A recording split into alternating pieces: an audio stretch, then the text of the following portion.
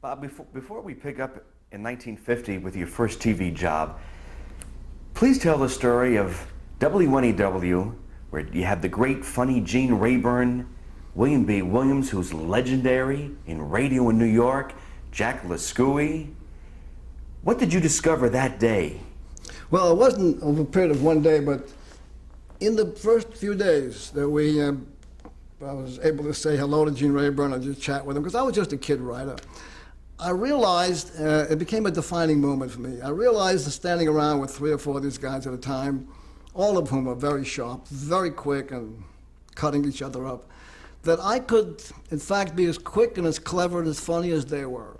And I remember the moment saying, hey, I can do this. I knew I could do it. And it was a tremendous reaction inside of myself and gave me all the confidence I needed from then on. So right there you knew, hey, I can do this stuff as well. Right. Bob, it's now 1950. You have radios behind you. It's been 11 years since you first saw that little 5-inch TV at the World's Fair.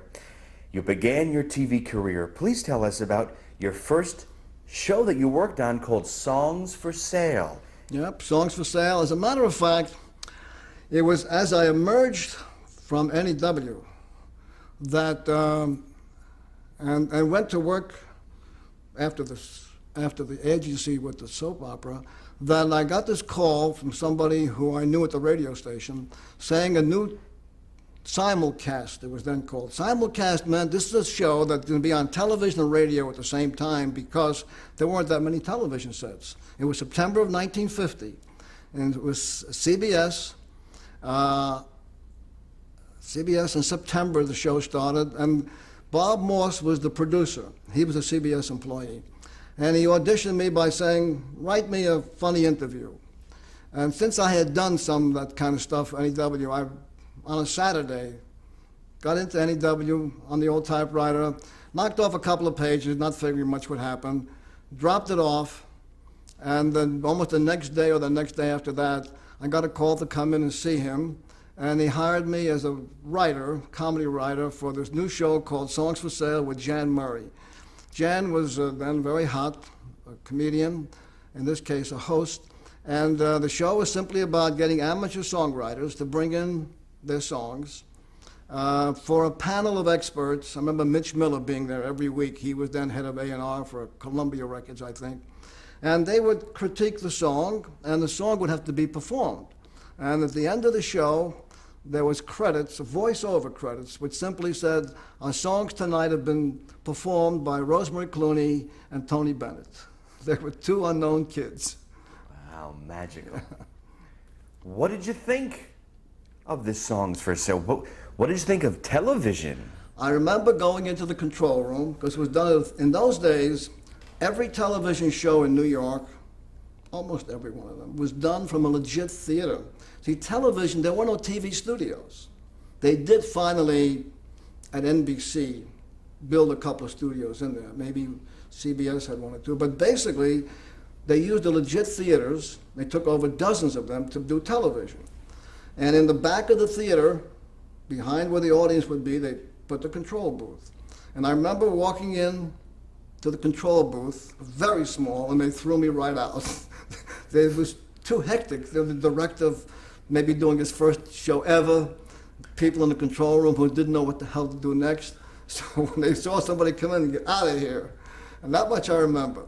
There was a lot of tension inside there, but outside, of course, the stage looked very nice and calm. Bob, how difficult was it from writing your radio stuff now to this TV?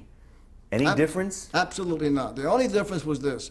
The radio was 1,000% easier. There was no makeup, no lights, no cameras. All you had was a microphone. As a matter of fact, what I discovered in television those first years was the thing they were least able to do correctly was audio. They were so hung up on the right pictures and the right lighting and the right clothes. I kept saying, I can't hear it. Nobody cared. They didn't care as long as the pictures were out there. What were some other shows? Incidentally, I have to interrupt you and tell you that there was actually a job called color consultant when color came in at CBS His job was to decide what colors people should wear and what colors the sets should be, and that job was held by Alan Ludden. Magical. That's right. So the first time you met Alan, and we'll talk about Alan. No, I'd met Alan before that. I worked with Alan in local television, but that was color came later.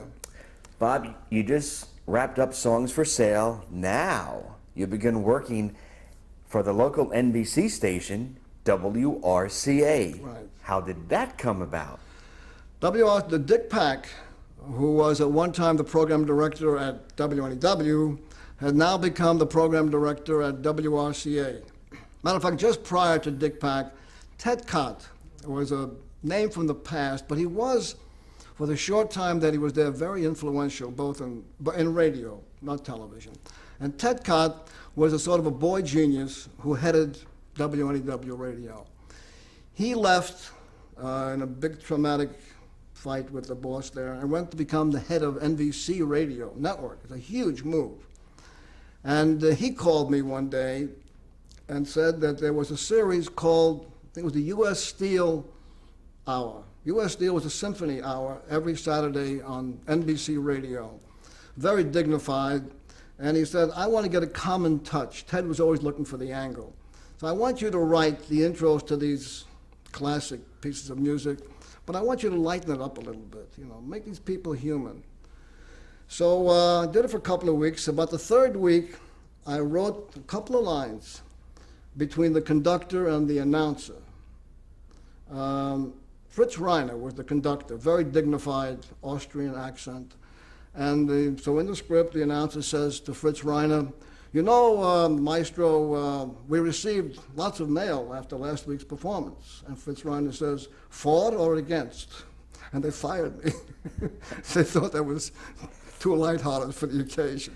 That's a very funny line. So I did that. Now, where was I? Well, Bob, you know what? I want to go back on something. You said that you did Songs for Sale live in a legit theater. Sure. So when did the theater do their actual They shows? didn't. There were no shows. It was all television. It became television studios. Broadway theater was pushed out of those theaters, and they became permanent TV studios. That's what happened around 1950 and went for a few years. The Ritz Theater, the Colonial Theater, there were lots of them. Interesting, fascinating. Bob, while you were at WRCA, I believe you also you became a director. When Dick Pack called me over to the RCA, I said, I'll come over as a writer. I said, but I would like to direct. Everybody wants to direct. He said, okay, we'll make you a director. And my first day there, they assigned me to the 11 o'clock news just to do the weather portion with a guy named Uncle Wedby. Tex Antoine was his name. And I directed. I had a TD next to me named Ken Arbor. And I said, just push the buttons. And he pushed a few buttons. And the weather only lasted 3 or 4 minutes. So I did that for a while. And then about the second or third week, I was getting into a little more interesting material, and Ken Arbor was still the TD, and he began to push buttons. And like any other arrogant director, I said, hold it, Ken, I'll call the shots. I'll let you know when. And we all learned that way. Tex Antoine, legendary weathercaster in New York for 30-some-odd years. You know what happened to him? Very interesting story. Tex Antoine was, in fact, a weathercaster for like 25 or 30 years. One night, the news story preceding the weather was about a woman who was raped.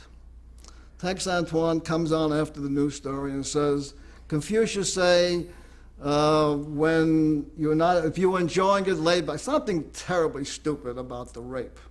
And of course, within minutes, the phones were ringing and he was fired within 24 hours.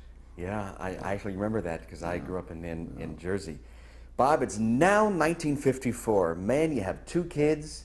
You conquered radio, WNEW, WRCA. Now you're producing a show with your old pal, Gene Rayburn, called The Sky's the Limit. That was in local television. That was WRCA, yeah. We had a show called The Sky's the Limit with Gene Rayburn as the host. And it was an interesting little idea. It was a game show. and it had a very interesting element to it. The idea was we had this Wheel of Fortune, just standing on the floor, you know, and 50 numbers on it. The contestant would come on and flip that wheel, and this presumed number they stopped at dictated the stunt that they had to accomplish. These were physical, beat-the-clock kind of stunts. And if they failed, they had to pay some kind of penalty.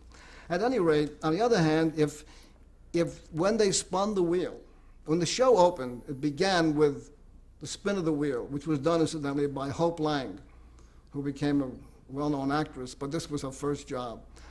She spun the wheel, and it would stop at a number. That became the number for the day, and the theory was that if you, as a contestant, came up during the day and spun the wheel for your next stunt or something, if you matched that number, you got a trip on Sabina Airlines.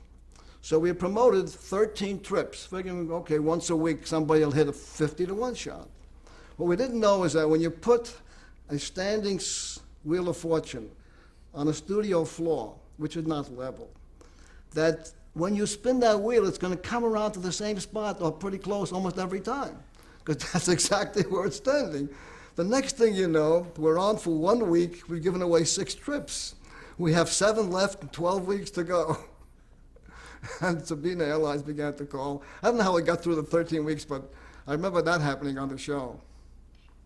As a producer of Sky's the Limit, did you see that Rayburn had this wacky sense of humor that he would later showcase on Match Game? Yeah, How was Gene to work with? Gene was easy to work with. He was a very mischievous guy. That's, I think, his basic personality. Gene Rayburn grew up in those disc jockey days when mischief was part of their personality. He went to television probably before I did, because I did a little bit of a show with him before that, and I can't even think of the name of it, but he would do household hints, just he on camera, and he would tell the how to fix a pipe, how to repair a plaster wall, and so on, but in a humorous way.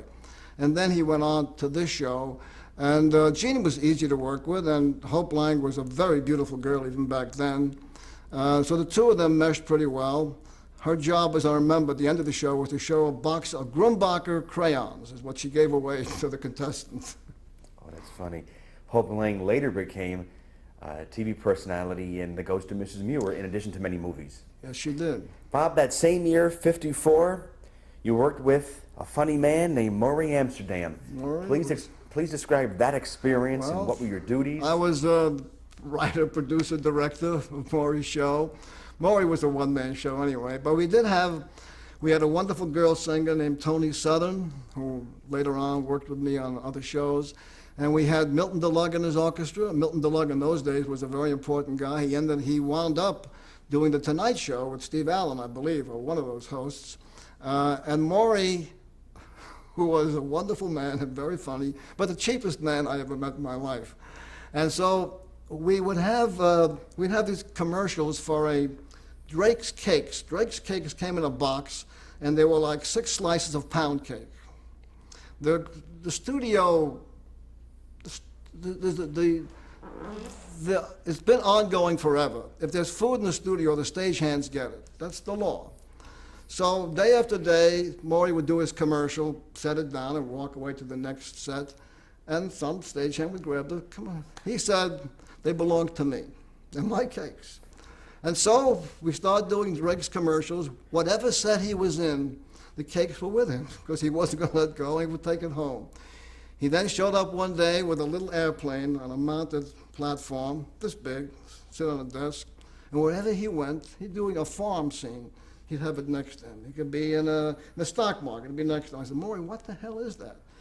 He had a deal with Sabina. If he showed it enough times, he got a free trip to Europe. So. Oh, that's funny. But on the other hand, Maury had his very famous joke box. The gimmick was, you name a subject, he tells you the joke, and he did. And I remember that during those days, this was all live television. It could never happen anywhere else. We had a live Gimbel's. Gimbel's department store was a very big department store in New York. And so they sent a man to the studio to demonstrate the new upholstery you could put on your couch. Then some announcer voiceover was describing it. So this guy came into the studio over on 67th and Columbus, which was then an NBC studio, and he was sitting around waiting for his commercial to come on. I was in the control room directing. In the meantime, we had a sketch coming up where the trumpet player in the band, Mickey Bloom, was going to play the part of a fortune teller. He had this big swami hat and a big mustache. And I noticed, I said to the stage manager, "Where's Mickey's mustache?" He said, "We can't find it." So I said, "Go get Enrico, the makeup man, and paint the mustache on Mickey, because the sketch is coming up." Enrico comes running out with his black brush, sees the guy from Gimbal sitting on the couch, runs over, paints the mustache on him. Guy's in television. He had no idea what you do in television. He did the commercial with his mustache all over his face. Oh, that's funny. So you knew in 1954, now after a couple of years in TV, hey, this is your baby. This is what you want to do. What type of money were you making now doing The Sky's the Limit and the Maury Amsterdam show? Well, it didn't matter what you did. You got paid the weekly salary. You did in those days, in that studio, on one wall, there might be the Maury Amsterdam show, and the cameras were facing it. During the station break, the 3 cameras turned around and we shoot an interview show on the other wall. Just turn the cameras around, that's all. So whatever shows in the 2 control rooms, you could do anything you wanted. So there was, how much money was I making? Probably $100 a week. Wow. Maybe 150, I don't know.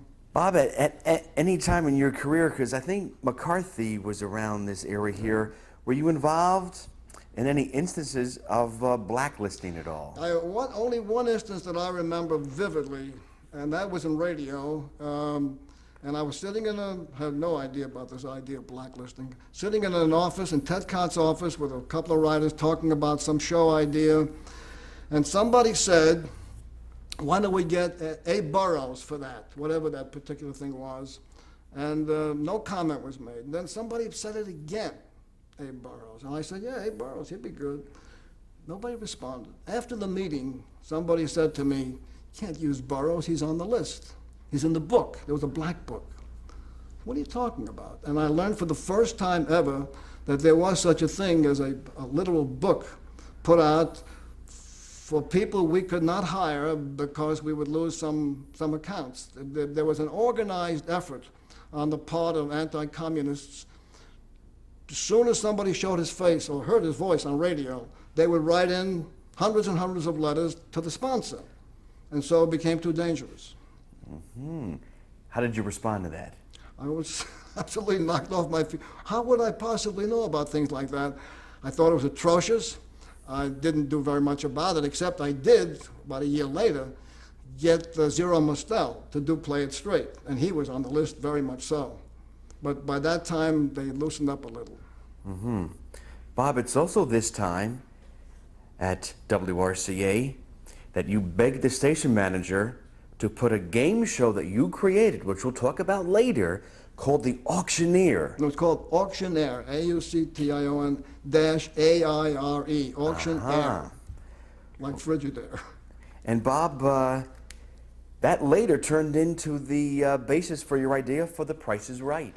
Yeah, well, that all started because on 50th Street and 7th Avenue in New York, there used to be a store which auctioned silverware, glassware, watches, jewelry, and every day during the lunch hour, that place was packed.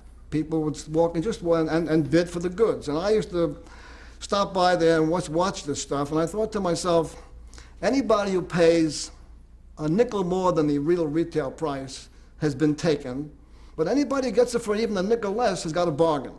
And that became really the core of The Price is Right. We're going to talk in depth about The Price is Right in just a few more minutes, but now it's 1955. You left WRCA, which is NBC. Why did you leave?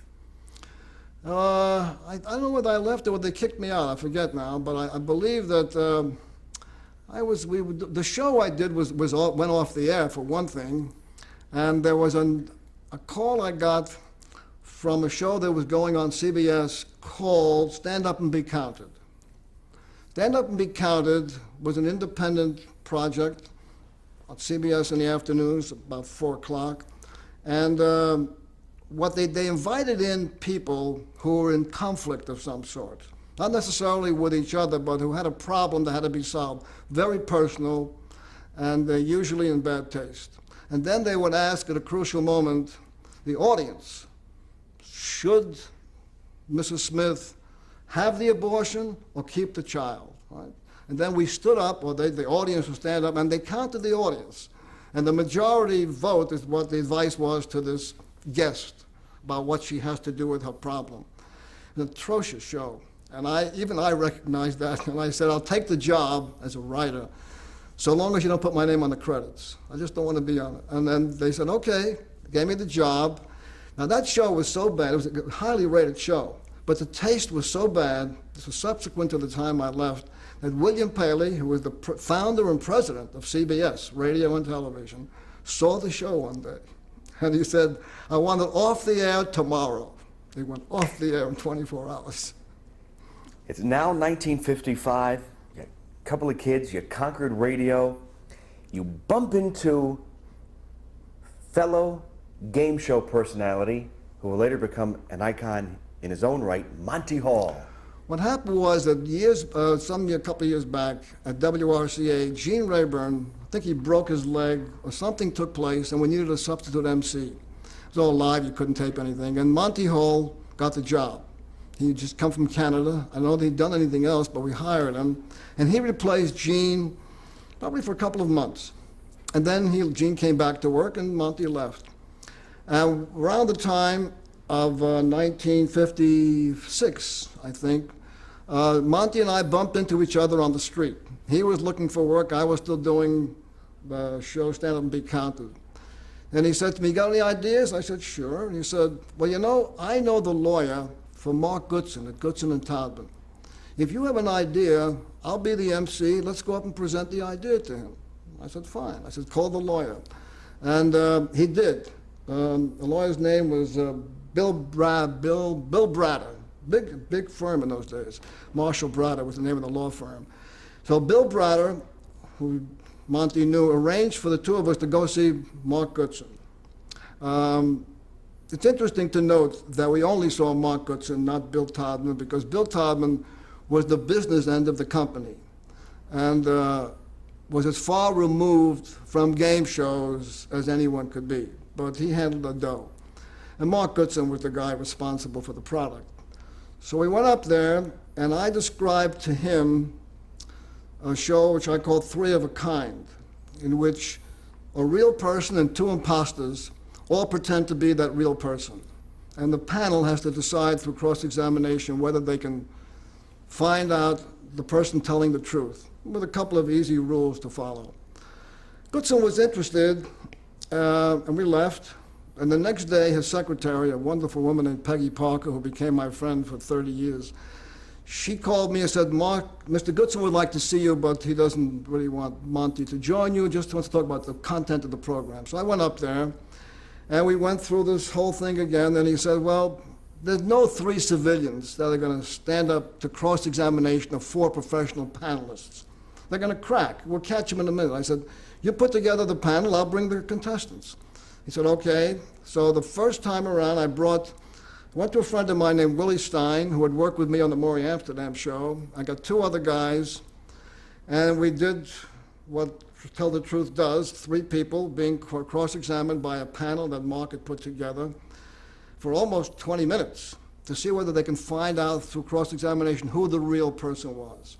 And after it was over, the questioning that is, I said, is there anybody in this room who wants to bet for sure that you got the answer? And nobody really wanted to volunteer. That kind of indicated that the show could be done. We got to come back again, and that's the show. When that next demonstration sold the show to Goodson Todman, because the person, the central character, was a person who we posed as a truant officer in New Jersey who had once sung in the same group with Frank Sinatra in the early days. And the person's name was Pat something. So we were able to mix men and women. So we had one woman and two men were the three people on To Tell the Truth that day. And the panel cross-examined them for a long time. And I kind of figured what they might do. They said, well, okay, the girl is sort of a decoy, so it's one of the guys. And we had an audience in that room of almost 40 people, employees, who all voted for the right person. I think there was one person got it right because it was the girl. Bob, you must have been excited now. Goodson and Todman at the time had What's My Line, Beat the Clock, I've Got a Secret, The Name's the Same, legendary shows, and here you come, zip, bam, boom, off the street with an idea, boom, it gets on. At that point, what happened, well, it didn't get on at fast. That was like September. What happened next was, while we were still kicking this around, I went upstairs. I went there to have lunch with a guy who became a wonderful friend of mine, Bud Austin, terrific guy.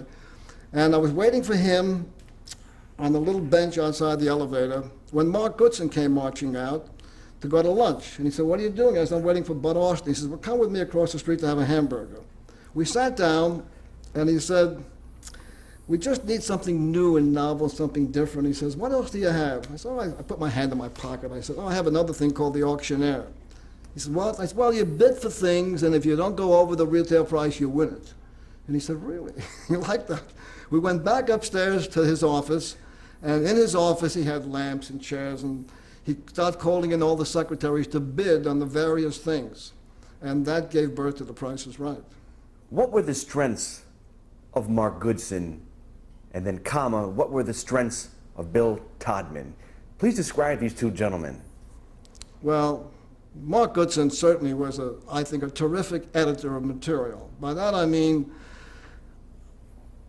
I think the people who worked there frequently came in with half an idea, or maybe a little more. He was able to kind of guide it to the point where it became more workable. I think that was his greatest strength. His greatest weakness was total perfection. He would not budge unless everything was perfect. And that caused a problem with me and many other people, because sometimes we didn't get perfect ideas. There might be a flaw, and it wasn't necessarily right to throw it out because of that flaw. I'll tell you about that a little later. Bill Todman, sad to say, sort of was the guy who came along for the ride. When they first met, which was long before I ever got there, they actually met in radio. And they had a game show on radio, I think, Name That Tune. It's a radio show. I wish there's a funny story about that. Name That Tune, one of the elements was to call somebody at the phone at home, play a tune for them that had been recorded, and play it backwards on a piece of tape, listening to the song backwards. Can you name this tune for whatever, for all these prizes? And they had promoted these prizes for 13 weeks, a whole bunch of stuff, knowing that who's going to guess a tune that's played backwards? The first night or the second night. Said, okay, name this tune to the person at home. They play it backwards. The guy at home is taping it, and he reverses his tape. And he says, "I'm forever blowing bubbles." And Bill Collins' classic line, not Bill Collins, sorry, Bill Todman's classic line is, "Tell him he's wrong." Oh, that's funny stuff. I believe the show was called Spin to Win. It was similar name, that tune. Oh, really? Maybe. And it was hosted by Warren Hull. Yes, that's right. It's a great story. Yeah. How much control did Goodson and Todman, or Mark Goodson or Bill Todman, give you, a creator now of The Tell the Truth, and a few other shows which we'll talk about, but what control did they give you? They gave me a lot of control. The matter of fact, to give you an example of what took place, the first week we were taping The Price is Right. This is relevant to the question.